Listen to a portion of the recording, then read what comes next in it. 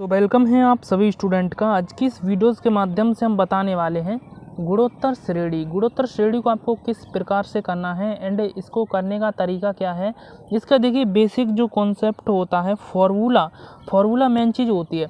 तो इसमें सभी फार्मूला बताएंगे, A to Z फार्मूला बताएंगे।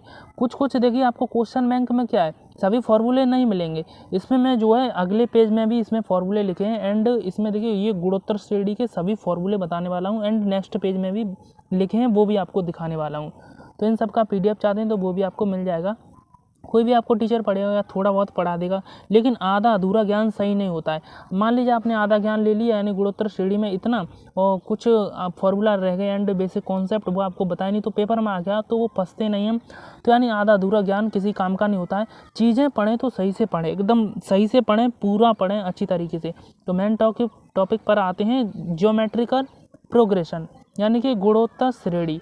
तो इसमें देखिए सबसे पहले जो A, R एंड N इनका जो मतलब बता देते हैं। A होता है प्रथम पद एंड R होता है सार्वनुपात, N होता है पदों की संख्या। अब बात करते हैं इसमें सबसे पहला स्टेप ध्यान दीजिएगा, दो संख्याएं A और B के मध्य गुणोत्तर मध्य जो कितना होगा, रूट में AB होगा। मान लीजिए 3 और 6 का गुणोत्तर मध्य निकालना है तो 2 गुणा 3 यानी कि रूट में 6 हो जाएगा। ये छोटी मोटी चीज़ें छोटी से लेकर बड़ी तक समझाएंगे अच्छी तरीके से। इसमें से क्वेश्चन आएगा तो आप छोड़ के नहीं आएंगे, ये गारंटी है। आपको बहुत सारे टीचर पढ़ाएंगे, वो क्या करेंगे कि थोड़ा बहुत पढ़ाएंगे, बस उधर से कोर्स की तरफ खींच के ले जाएंगे कि हमारा कोर्स लीजिए, ये है वो है, इसमें ये मिलेगा वो मिलेगा। लेकिन जो चीज़ आप फ्री में मिल रहे हैं तो कोर्स लेने की फिर क्या ज़रूरत है, बिल्कुल नहीं। जो कोर्स ले लेते हैं फिर वो यही कहते हैं कि फालतू में हमने रुपए दे दिए।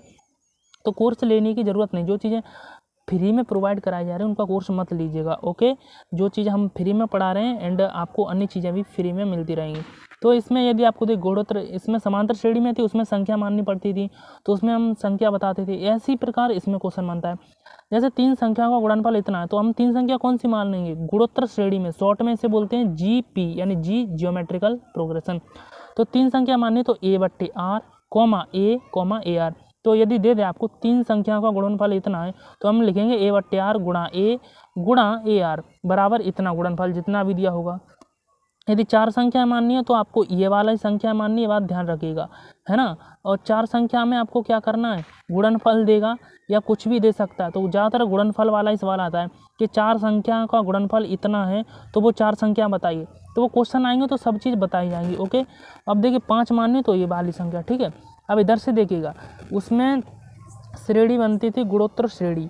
तो गुणोत्तर श्रेणी में क्या, वो समांतर श्रेणी में कुछ अलग टाइप का था, लेकिन इसमें गुणोत्तर श्रेणी में कुछ इस प्रकार की श्रेणी बनती है, A, AR, AR square, AR। यहाँ पे A एंड R की वैल्यू कोई भी आप वैल्यू रख के चेक कर लीजिएगा तो वो जो श्रेणी प्राप्त होगी वो गुणोत्तर श्रेणी होगी, है ना। A एंड R की जगह अपने मन से कोई मान रखिएगा तो धीरे धीरे करके जो श्रेणी बनेगी वो गुणोत्तर श्रेणी होगी। यहाँ पे R का मान कैसे निकालते हैं, कोई भी पद होगा तो उससे पहले वाले पद से भाग दे देते हैं। जैसे R का मान निकालना तो मान लीजिए हमने ये वाला पद ले लिया AR, तो उससे पहले वाला क्या है A, तो हम A से भाग करते हैं AR में। तो AR का यानी A से भाग करेंगे तो हमें R प्राप्त हो जाएगा, यानी R का मान। R को बोलते हैं हम यहाँ पे सार्वनुपात, जो कि हमने ऊपर दर्शा दिया गया। एंड समांतर श्रेणी में हम इसको बोलते थे डिफरेंस बोलते थे, ठीक है।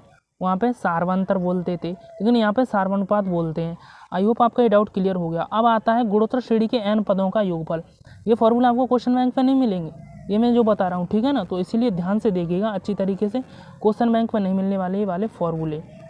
तो गुणोत्तर श्रेणी के n पदों का योगफल Sn बराबर A 1 - R की पावर n 1 - R। एंड यदि R का मान 1 से छोटा, R कैसे निकालेंगे जो बता दिया ऊपर।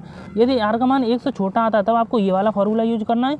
यदि R का मान 1 से बड़ा है तो आपको ये वाला फार्मूला लगाना है, तब आपका गुणोत्तर श्रेणी का n पदों का हो सकता है। n की जगह आपको दे दिया 15 पदों का योगफल, तो R का मान आप चेक कीजिएगा तो ये वाला फार्मूला लगाइएगा। यदि R का मान 1 से छोटा है, बड़ा है तो ये वाला। अब यहाँ पे देख लीजिएगा GP शॉर्ट में बोलते हैं ना गुणोत्तर श्रेणी को। गुणोत्तर श्रेणी का अनंत पदों का योगफल, गुणोत्तर श्रेणी का अनंत पदों का योगफल A/1 - R होता है यदि R का मान 1 से छोटा है। गुणोत्तर श्रेणी के अनंत पदों का योगफल, तो ये वाला फॉर्मूला आपको अप्लाई करना है। एंड यहाँ पर नोट कर लीजिएगा, यदि R का मान 1 से बड़ा है तब गुणोत्तर श्रेणी के अनंत पदों का योगफल अनंत होता है। ये बात आप लिख लीजिएगा, ओके। इतनी बात समझ लीजिए एंड लिख लीजिएगा, इतनी बात समझ में आ चुकी होगी। ये इतने फॉर्मूले। अब नेक्स्ट पेज पे चलते हैं फॉर्मूलों की तरफ। अब अगले फॉर्मूले देखिए, यदि जीपी में अंतिम पद एल दिया दो, मतलब अंतिम पद मतलब लास्ट में जो पद दिया है, यदि आपको अंतिम पद एल दिया हो तब आपको एन पदों का जो है यहाँ पे योगफल पूछे, ठीक है ना, एन पदों का, तब आपको कौन सा फॉर्मूला निकालना है।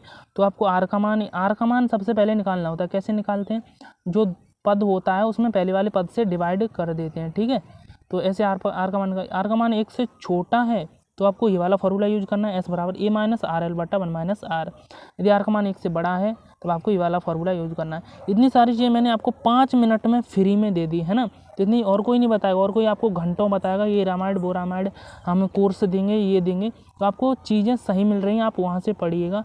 क्लास कैसी लगी एक बार कमेंट करके बताइएगा। और एक और है, जीपी का अंत से एनवां पद, अंत से निकालना है, शुरू से तो आप जानते ही हैं, अंत से निकालना है तो एल बट्टा यानी अंतिम पद का मान रखना है एंड आर की पावर एन माइनस बंद करना है। जीपी का अंत से एनवां पद, कोई पद निकालते हम शुरू से निकालते श्रेणी, लेकिन वो पीछे से पूछ ले यानी कि अंत से एनवां पद, तब आपको ये वाला फॉर्मूला यूज करना है। गुणोत्तर श्रेणी की क्लास कैसी लगी, फर्स्ट क्लास में बेसिक कॉन्सेप्ट एंड ये फॉर्मूला, इनको आप नोट्स बनाते चलिए, तभी आप एग्जाम्स में अच्छा परफॉर्मेंस कर पाएंगे।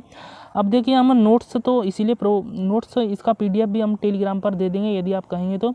अब अगली वीडियो है उसमें हम क्वेश्चन बताएंगे। ओके, क्लास कैसी लगी एक बार कमेंट करके जरूर बताइएगा। मिलेंगे आपसे नेक्स्ट वीडियो में, तब तक के लिए tata bye bye, take care.